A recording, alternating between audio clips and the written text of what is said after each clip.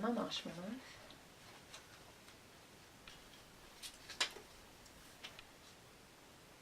This is the worst video I've ever made. I don't even know where that one went. Hello, hello! Today I'm going to be explaining how to outline. Now, there's a lot of videos like this and you're probably thinking, why is this one so schmancy?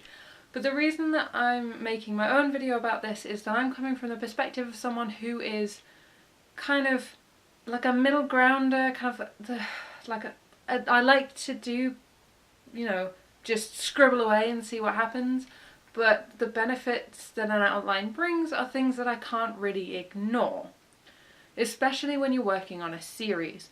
Now, a lot of the outlining videos and advice posts that I've seen tend to use quite vague terms, like they go, oh, think of your inciting incident, think of this, or they use examples that they would never actually use in a real book or story. So for you, I'm going to be making an outline based on a story that I have already written, well actually technically a series that I have already written that is available for free on nopoodles.wordpress.com, and that is the Welcome series.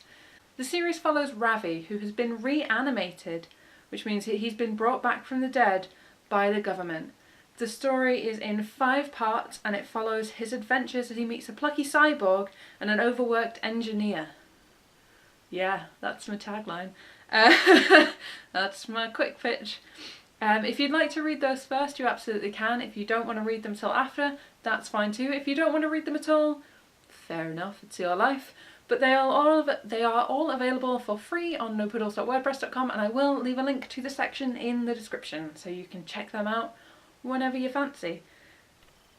So the things that you will need for your outline are a pad of plain paper. You can use a Word document or like Google Docs or whatever your preferred writing software is, if you prefer that, because, you know, some people are super techie, but I am very much paper. You will be needing a pen. You will need some sticky notes, some coloured pens. Oh yeah. I have thieved I've thieved my wife's Sharpies. So the first step is, once you've got your plot bunny, you do what I am lovingly calling a throwdown, where I throw down on the piece of paper everything that comes into my head about the story. Even if it's stuff that probably won't make it into even the first draft, anything that you want to include, anything that you think of that could be to do with that story, you want to scribble it down. It doesn't matter if it's a fully written scene or a fully developed character or just someone gets shot, like you can put whatever you want in. Ravi wakes up with no memory. Oh yeah. Right, this is going to take a while, so I'll skip this. Ready? My big novel, my mammoth manuscript, my Mary Arlen book, that's the character's name, main character's name, had 3 sheets of paper with much smaller writing than this on it, so I was using a different pen. Your second step, step number 2, is you take this throwdown that you've just finished. It doesn't matter if you're missing a load of stuff, by the way, but you take this throwdown and you colour coordinate it to things like main plot, subplot, character introductions, backstory, whatever else. If you've got several subplots going on, obviously you need to colour code each one of those separately. Okay, here in a lovely dark green, we are gonna go with Ravi's current overarching plot. So, Ravi wakes up with no memory. That's green. Welcome to your new life is a piece of dialogue. It's a piece of thing. It's a title. It doesn't get colour coded. It's not going on a post-it note. It stays plain.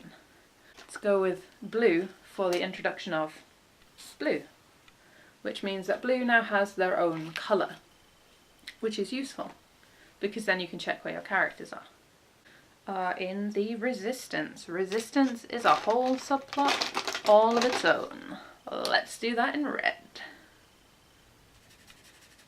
Some of these are going to have more than one colour because things can be two things at once. So this is my colour coordinated sheet. As you can see, things like this is a really good example of where the colour code is great, but it needs more than one colour for a thing. For example, because it says, by the way, Ravi meets Blue, Cyborg, who is the blue colour, shockingly, who breaks into Rian facility. It's green because it is Ravi's story. It is also red because Blue is part of the resistance, and we will learn that pretty darn quickly. One important thing to note in your organisation is writing yourself up a key. It is best to do this on your post-it notes because you will likely be using them more than you will be using your throwdown. You will need to know what each of these colours looks like on your post-it notes because otherwise it's kinda useless. So step 1 of Mark II organisation, so step 1 of part 2 of the organisation is put your key up somewhere you can see it. The next step is to start writing up your plot points in your relevant colours. Now what I tend to do is I just tend to stick these nowhere at first. Just write all of your plot points out on post-it notes and put those post-it notes to the side until you're ready to organise them. Obviously again, this is for a short story, there's not a lot, and this is as if I was still in the planning stages, which I am not. I have all of these post-it notes and I'm sort of thinking to myself, what order do I put them in? So I go to my wall. You can use a poster board, a corkboard, or whatever you prefer. I'm using a wall because it's what I have. Look at it. All plain and white and boring. Who said that? Right, so where do I want to start the story? Ravi wakes up with no memory. Well, that's a character's thing, so I'll stick that over there for now. I feel like something needs to go here, so I'm going to leave a gap.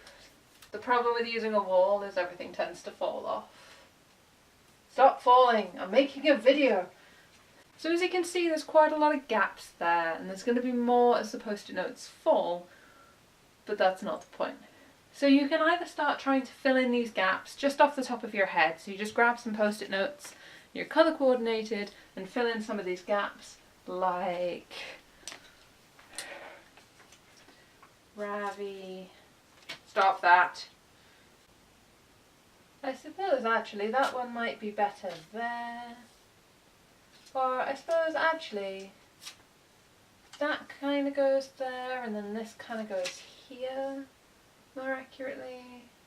So I filled in one of those gaps and I've rearranged it a little bit to more fit with the story. Well, honestly, to more fit with the story as it actually goes, but to more fit with the story as I want it to go. So I've filled in a couple of the gaps, but as you can see, I've still got a big gap here and I've still got a big gap here. Now this is where it comes in to remind you that this is where I come in to remind you that I am in fact not a plotter. I'm a massive pantser. I didn't actually outline this. Did you see it fall? I didn't actually outline this story until I got to the point where I was like, oh, this is a series and it's going to have 5 parts. Let's actually figure this out. Alright, so your next step is to write or type all of that up into the order that you've given it. So mine would say, my outline would then be, Ravi wakes up with no memory. Ravi equals Brianne. Ravi not told who he is or why he's been reanimated.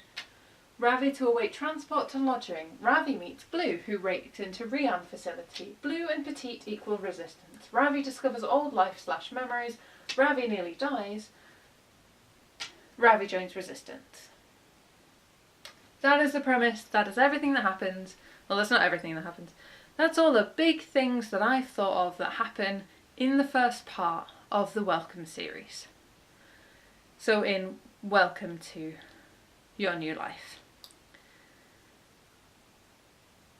Then I would go from that outline and start typing up my story.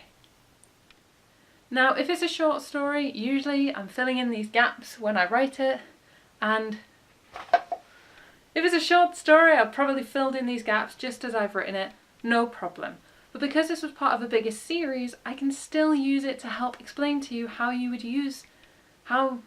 would potentially re-outline to make sure that you don't end up with something like sagging middle syndrome, which, as you can see from my middle, is a high risk for me. So what do I do at this point? I've got this outline, I've got a fair bit of stuff that's going on, I've got a decent amount of actual writing of what happens, I've got to know my characters a bit better, I've got to know what their choices would be. So what do I do next? I completely re-outline. That sounds insane, but bear with me. I do another throwdown. I start throwing down everything that has happened and then everything that could happen from here on out. Now, I'm not going to demonstrate this bit because you've already watched me do a throwdown and an outline. I would then proceed to recolor code it, probably with the original colours still, organise it on my wall, and admire how much larger it has become.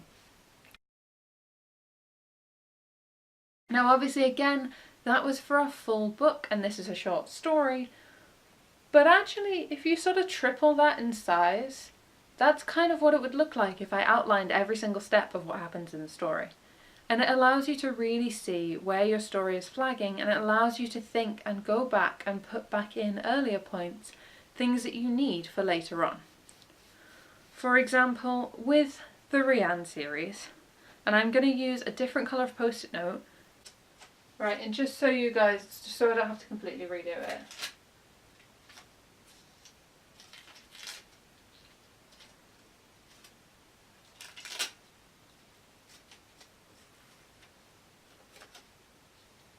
So you guys can see what's happening here. Okay, so now you can see what is my secondary outline. Now again, obviously this is for a short story and there's still a couple of blank spaces. But it reads more like, Ravi wakes up with no memory. Ravi attacks Rianne Doc, because I now know what happens in this post-it note, so I can start hinting at it here. Ravi equals Rianne. Ravi not told who he is or why he's been reanimated. Ravi told to await transport to lodging. Ravi meets Blue, who breaks into the Rianne facility. Blue invites Ravi to join them or be punched out. Ravi follows Blue all the way onto a ship. We introduce Petite. Everybody on the ship, all three of them, look through files. Ravi discovers old life/memories. This is where I would insert his old life/memories. Ravi nearly dies. Blue and Petite save his life. Ravi joins the resistance. Now, as you can see, purely by colour coding, how much has been added purely through the re-outlining process.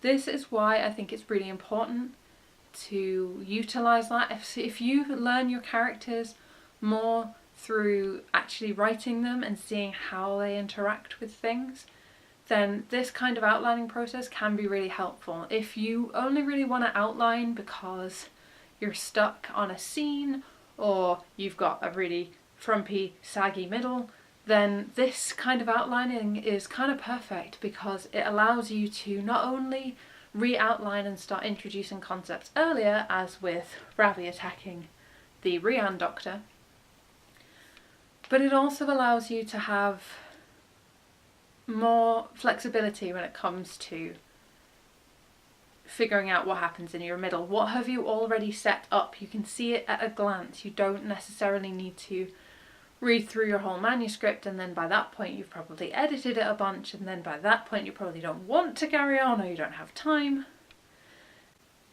If you'd be interested in reading the Welcome series, you can find them all absolutely free on nopoodles.wordpress.com. I have left a link in the description below to the full series. Remember, they go part 1, Welcome to Your New Life, part 2, Welcome to Your Old Life, part 3, Welcome to Reset, part 4, Welcome to Crisis, and epilogue/part 5, Welcome to the Alliance. We follow Ravi, Petite, Blue, multiple people, and multiple people. I'm not going to say which multiple people because that's kind of a spoiler. if you enjoyed this video, give it a thumbs up. If you want any more writing advice, please let me know in the comments below. Think about subscribing to my channel. I post on a semi-non-regular basis.